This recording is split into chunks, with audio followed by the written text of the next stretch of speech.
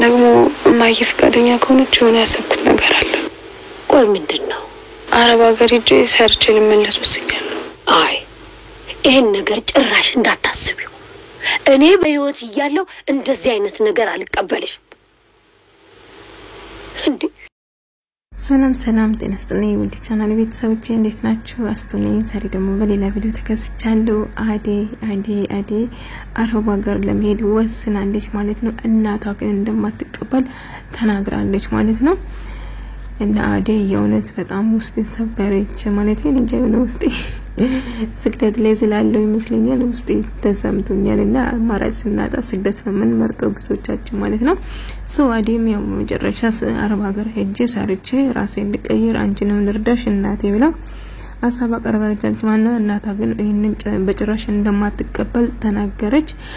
እንግዲህ ፍቅርና ቤዛ ደግሞ ቤዛ የቤት ሰራተኛ ሆናለች ማለት ነው። እንግዲህ ብላለችና ፍቅር ደግሞ ቤዛ የቤት ሰራተኛ ስለሆነች በጣም ደስ ብሏታል ማለት ነው። እንግዲህ ዴቭ ደግሞ አዴ ፍለጋ ወደ ገጠር ለመሄድ ወስኗል ማለት ነው። ሊዱ ደግሞ ከሱ ጋር አንድ ላይ ለመሄድ ወስናለች ከወንድሟ ጋር ማለት ነው። ስለዚህ አሁን አብሮ አዴን ይዟት ይመጣል ዴቭ ብዬ ተስፋ አረጋለሁ። የዴቭ አባት እናቷ ጋር እንደሄደች አውቋል ማለት ነው።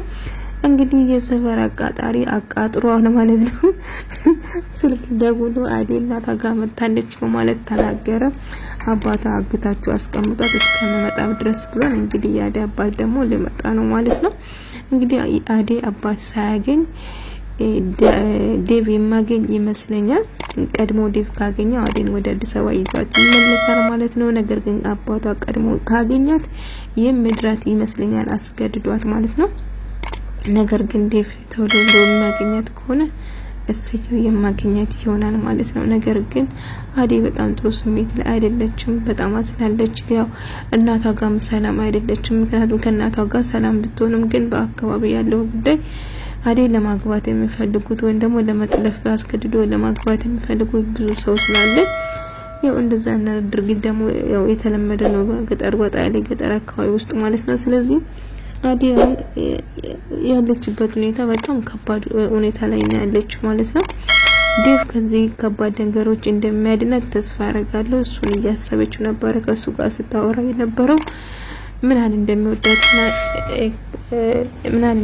ስነግራት የነበረውን በሐሳቧ እሱን እያሰበች ነበር ማለት ነው። እና ዴቭም ደግሞ እሷን ብቻ ነበር ሳስባት የነበረው።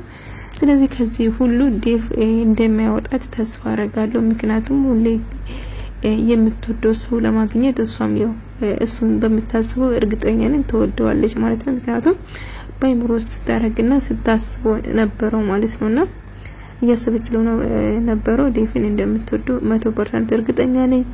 ዴቭ እንግዲህ ከዚህ ሁሉ ፈተና እንደሚያድናት ተስፋ አረጋለሁ።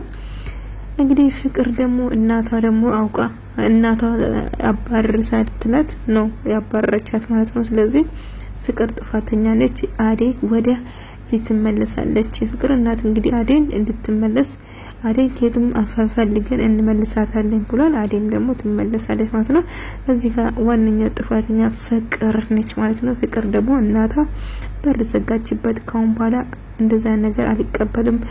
አዴ የምትመለስ ከሆነ እኔ አባቴ ጋር ሄዳለሁ። የትኛው አባትሽ ነው? አንድ ቀን ዞር ብሎ አይቶሽ ማታቂ አባትሽ ነው እንዴ ብላ ጮህችበት ማለት ነው። ነገር ግን አባቴ ጋር ሄዳለሁ አዴ እንድትመለስ በጭራሽ አልፈልግም እያለች ነበር ፍቅር። እና ቤዛ ደግሞ እንግዲህ ቡና እያፈላች ነበር። ቡና ፈልተሽ ታውቂያለሽ እንዴ ምናምን እያለቻት ነበር። ነገር ግን አው አፈልቻ ቃል ለናቴ ምናምን እያለቻት ነበር። እንኳን ቡና ያፈላችሁ እየተደፋውን ቀና አርጋ ማታቅ ነው የምትመስለው እሷ ራሱ። እና አዴ ጉር ሰራቻቸው። እንግዲህ ፍቅር ቤዛ ሰራተኛ ሆና እንደ ሰራተኛ ነበር።